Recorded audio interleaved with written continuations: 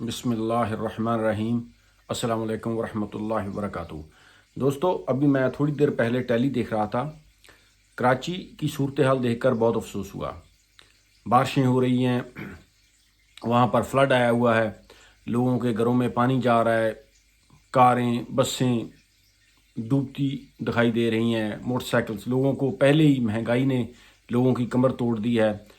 Corona virus کی وجہ سے لوگوں کا کام کاج بہت متاثر ہوا ہے، اور اوپر سے پھر اب یہ سیلاب کی شکل میں پورا کراچی جو ہے ایسے لگ رہا ہے جیسے یہ ڈوب رہا ہے۔ لوگوں کو کام پر جانے کے لیے مشکلات پیش آ رہی ہیں، لوگوں کے گھروں میں پانی چلا گیا ہے، لوگوں کا نقصان ہوا ہے، لوگوں کی لائف متاثر ہو رہی ہے۔ تو دیکھ کر بہت زیادہ افسوس ہوا۔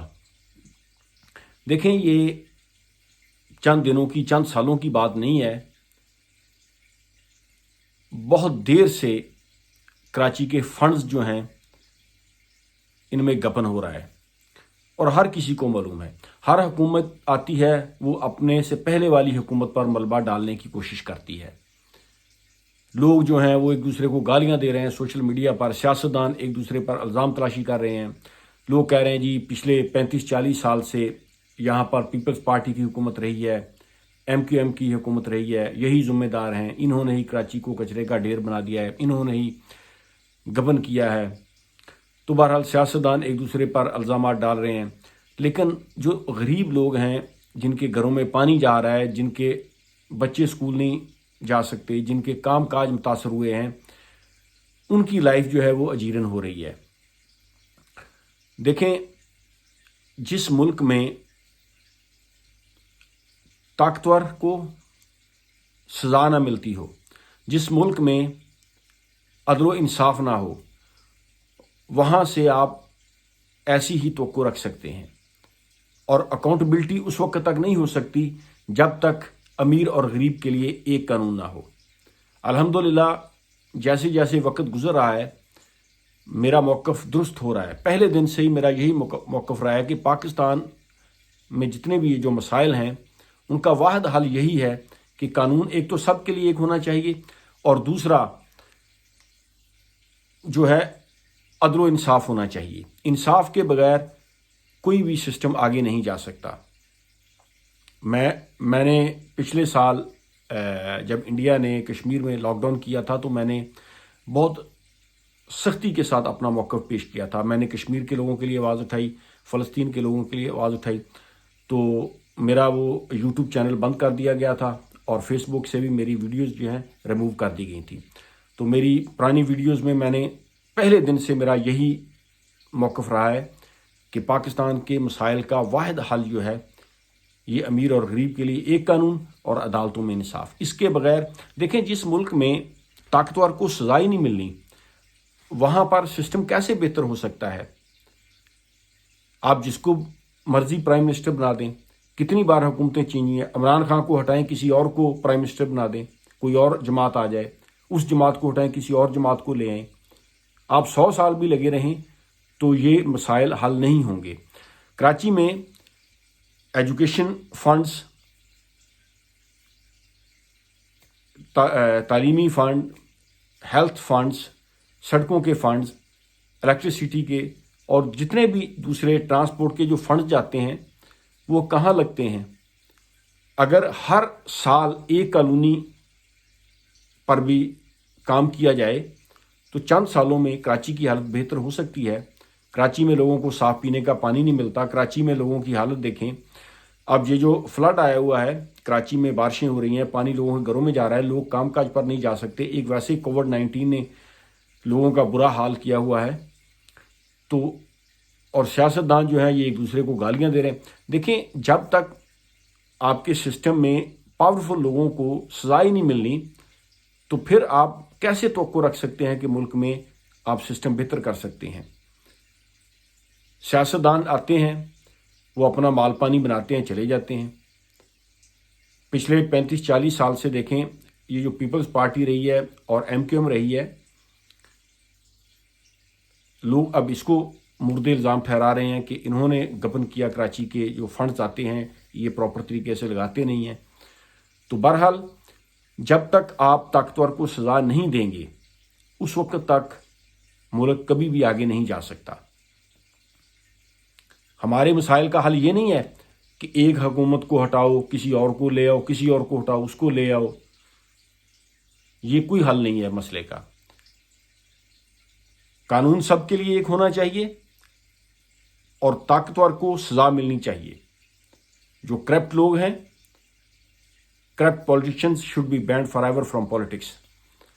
ठीक है, पाकिस्तान कर्जे में डूबा हुआ है, आप पर बैरूनी दबाव आता है, अमेरिका दबाव डालता है, अरब कंट्रीज दबाव डालती हैं। आप पावरफुल लोगों को जो करप्ट हैं उनको आप सजा नहीं दे सकते। ठीक है, उनको बैन कर दें सियासत से। मुझे बताएं किस तरक्की याफ्ता मुल्क में ऐसा होता है कि एक आदमी पर अरबों की करप्शन साबित हो जाए और अदालतें उसको बेल दें, उसके खिलाफ सीरियस एक्शन ना लिया जाए। देखिए, मैं किसी पार्टी की बात नहीं करता, हमें तमाम पार्टी से ऊपर होकर पाकिस्तानी बनकर सोचना चाहिए कि जिन आदमियों पर करप्शन साबित हो चुकी है, जिनके बारे में अदारों को मालूम है कि ये लोग करप्ट हैं, चाहे वो सियासतदान हो, ब्यूरोक्रेट हों, वो जजेज हों, वकील हों, किसी भी अदारे से उनका तल्लुक हो, उनको बैन करें। अगर आप सजा नहीं दे सकते, कम से कम उनको बैन कर दें। बरतानिया में अगर किसी पर चंद 100 पाउंड्स की करप्शन साबित हो जाए तो ये इसको फॉर लाइफ पॉलिटिक्स से बैन कर देते हैं, बल्कि उसको कोई ओहदा भी नहीं देते, उस पर ट्रस्ट ही नहीं करते। हमारे मुल्क में अरबों रुपए की करप्शन है और फिर इसको मुल्क को ठीक करने के लिए भी अवाम कहती है इनको वापस लगाएं। ऐसे ये मुल्क कभी भी आगे नहीं जाएगा। और ज्यादा तशवीश की बात यह है कि देखें, पाकिस्तानी कौम जो है, ये जैसी भी है, ये अफवाज पाकिस्तान के साथ बहुत ज़्यादा मोहब्बत करती है। लोग, हमारे जो हसास अदारे हैं, हमारी एजेंसीज़ हैं, ISI है, हमारी अफवाज पाकिस्तान है, दिलो जान से हर पाकिस्तानी अफवाज पाकिस्तान के साथ मोहब्बत करता है। अगर आज हमारे आर्मी चीफ साहब ऐलान कर दें कि हमें लोगों की ज़रूरत है, तो यकीन जानेंगे कि पूरा पाकिस्तान जो है ये खड़ा हो जाएगा कि हम आप अपने फौजी भाइयों के साथ हैं। लेकिन सोशल मीडिया पर मुझे जो तशवीश हो रही है, अब लोग सियासतदानों को तो गालियां देते ही हैं, अब अदलिया को भी गालियां दे रहे हैं पाकिस्तानी लोग, और हमारी अफवाज पाकिस्तान के खिलाफ भी लोग बात कर रहे हैं कि यार आखिर कौन लोग हैं जो इन करप्ट सियासतदानों को मुल्क से भगा रहे हैं, कौन लोग हैं जो इन सियासतदानों का दफा कर रहे हैं, कौन लोग हैं जो नहीं चाहते कि पाकिस्तान में अमीर और गरीब के लिए कानून एक हो, कौन लोग हैं जो एहतसाब के रास्ते में रोड़े अटका रहे हैं। अब ये तशवीश की बात है कि लोगों का अफवाज पाकिस्तान के खिलाफ होना अगर 5-7% भी हो गए तो देखिए फिर मुल्क का कैसा हाल होता है। क्योंकि लोग जो हैं, अब ये जो बैरूनी मुल्क लोग हैं जो पाकिस्तान से बाहर रहते हैं, वो सोशल मीडिया, आप देखें सोशल मीडिया पर कैसे तनकीद की जाती है। हालांकि ऐसा पहले नहीं होता था, पूरे पाकिस्तानी जो है ये अफवाज पाकिस्तान की दिलो जान से कदर करते हैं। लेकिन अब देखें लोग कैसे अदलिया को गालियां दे रहे हैं कि जजेस जो हैं ये करप्ट लोगों को भगा रहे हैं, इनको जमानतें दे रहे हैं। तो ये बहरहाल तशवीश की बात है। हमारे अदारों को चाहिए कि एक्शन लें। करप्ट सियासतदानों से पैसा भी वसूल होना चाहिए, उनको सजा भी मिलनी चाहिए। डजंट मैटर वो मुस्लिम लीग से हों, PTI से हों, पीपल्स पार्टी से हों, किसी भी सियासी जमात से हों, किसी भी मजहबी जमात से हों, जो लोग करप्ट हैं उनके खिलाफ सीरियस एक्शन लेना चाहिए। अगर आप उनको सजा नहीं दे सकते तो कम से कम दूसरे मुल्कों की तरह उसको बैन कर दें सियासत से। ये नहीं हो सकता कि पावरफुल लोगों को तो आप सजा ना दें और जो आम लोग हैं उनको आप सजा दे दें। ये तो अल्लाह के नबी हज़रत मोहम्मद मुस्तफ़ा सल्लल्लाहु अलैहि वसल्लम का भी इरशाद है, मफहूम है ये हदीस शरीफ का, कि पिछली कौमें इसीलिए तबाह बर्बाद हो गई कि जब उनमें कोई ताकतवर, कोई पैसे वाला आदमी जुर्म करता तो उसको वो सजा नहीं देते थे, और जब कोई गरीब आदमी, कोई कमज़ोर आदमी जुर्म करता तो उसको वो सजा दे देते थे। इसीलिए वो तबाह बर्बाद हो गई। अब यही कुछ पाकिस्तान में हो रहा है। तो मैं बात कर रहा था कराची के मसाइल की। कराची के मसाइल का हल यही है कि कराची के जो फंड्स हैं उसको ईमानदारी से कराची पर सर्व किया जाए। कराची पाकिस्तान का सबसे बड़ा शहर है, पाकिस्तान का आप कह लें कि ये माशी हब है।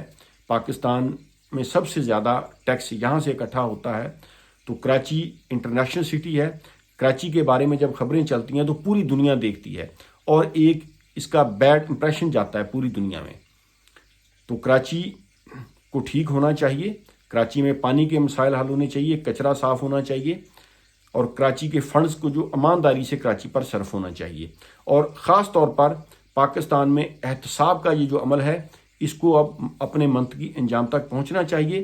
ہمیں تمام سیاسی پارٹیوں سے اوپر ہو کر پاکستانی بن کر سوچنا چاہیے کہ جو لوگ کرپٹ ہیں، چاہے وہ کسی بھی سیاسی جماعت سے ان کا تعلق ہو، ان کو سزا ملنی چاہیے، اور ایمانداری سے ہر شہر پر اس کا فنڈ جو ہے اگر صرف ہو تو ہر